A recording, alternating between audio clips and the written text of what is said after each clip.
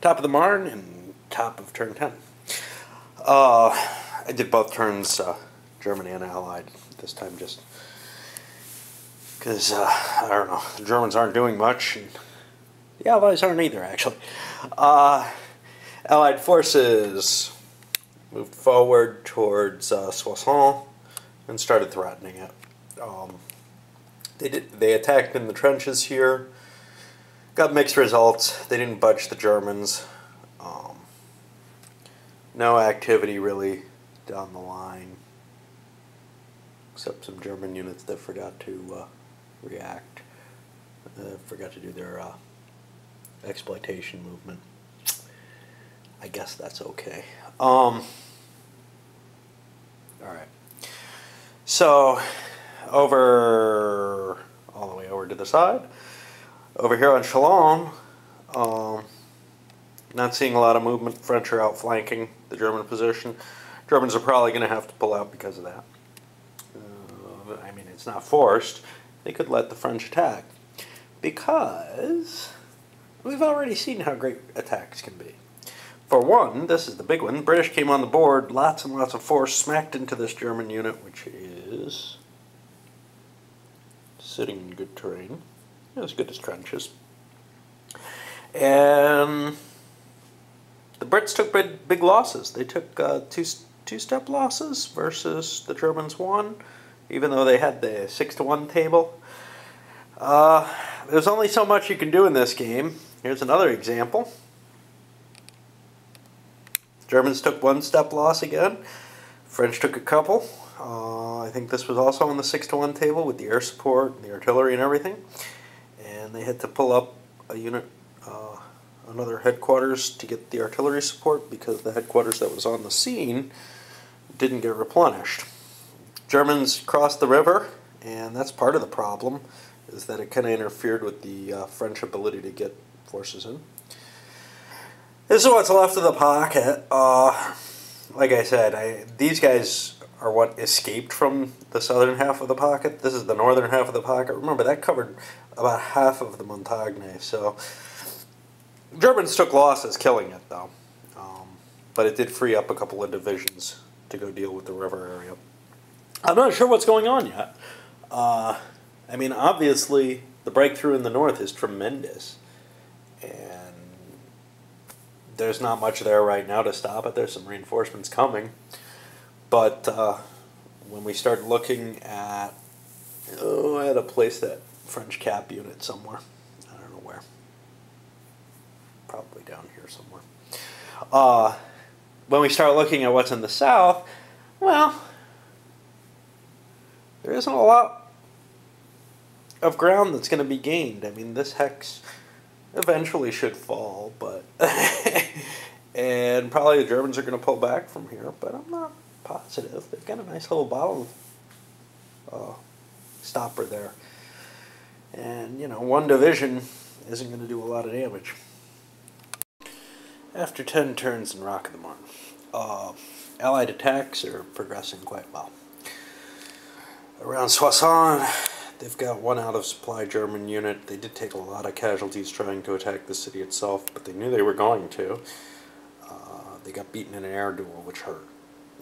We're seeing the Germans trying to form a line up here near Bois-Morne.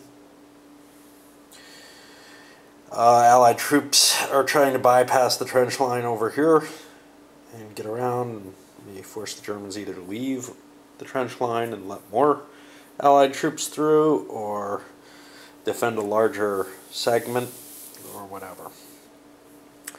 Down in the south, the Allies even attempted an attack, which succeeded.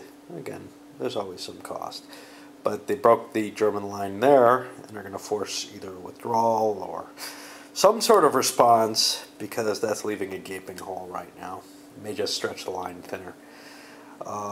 Down here, the French cav, well, dismounted cav, broke down and helped the British to break those Strafstruppen out of the way. German position here is beginning to look a little weaker. Got the Italian headquarters back, even if there are no Italian troops. And then finally, over near Chalon, French troops have gathered together, made a bit of a breakout, and again, they're threatening the German encirclement and probably going to force it back. Overall, it's the tide has definitely turned. It's just oh, another cool thing, the Allies managed to blow up the bridge there. Actually, neither side wanted it there anymore. The Germans were probably going to pull it, but the Allies certainly did not want it there. All right. Halfway through the 11th turn, I want to capture this halfway point in a turn just because the Germans are forming a fairly coherent defensive line at this point. They got some reinforcements which allowed them to fill in this gap here.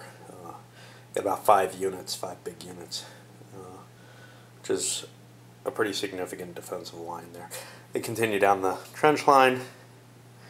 They had to give some ground here. This is looking kind of weak, but they want to hold that extra victory point because this is going to be a close game. They're probably not going to be able to hold it, but they at least want to cost the French something to take it. Moving over, they had to refuse the flank to the Cav and the Brits, and they're back into the mountains. There's a big gap here, which they're going to have to figure out something to do with. Then going back, they've cleared out the remaining French unit over there in Epernay. And the line to here, the river forms its own little line. The Allies cannot cross it, and the Germans have created a little line down here rather than having that that bubble around Chalon. And that's about it. After 11 at Rock of the Marne, the Germans are still holding at Soissons. The French did not attack the strong point that the Germans were forming in the north. Instead, they attacked down here in the woods and got a breakthrough. However, they also attacked in the trenches and failed again. To the south, there were no further attacks. The French were pretty much out of supplies down there. Although they did manage to bomb this bridge, which the Germans kept in case they get a chance to repair it. The main line area down here south of Epernay, French expanded their position to the south. The British advanced a little bit. There was one attack. They're threatening the city area now. And then over here, north of Chalon, the French again did not have any supplies, so they were unable to attack. You basically have to roll your supply value, and at this point both armies have to roll pretty high. 7 for the Allies. So, you know, about almost half of the Allied units are not going to recover each time. And the Germans have a worse supply situation. Not that they're attacking much. This breakthrough is the big one. That's what the Germans have to react to, really.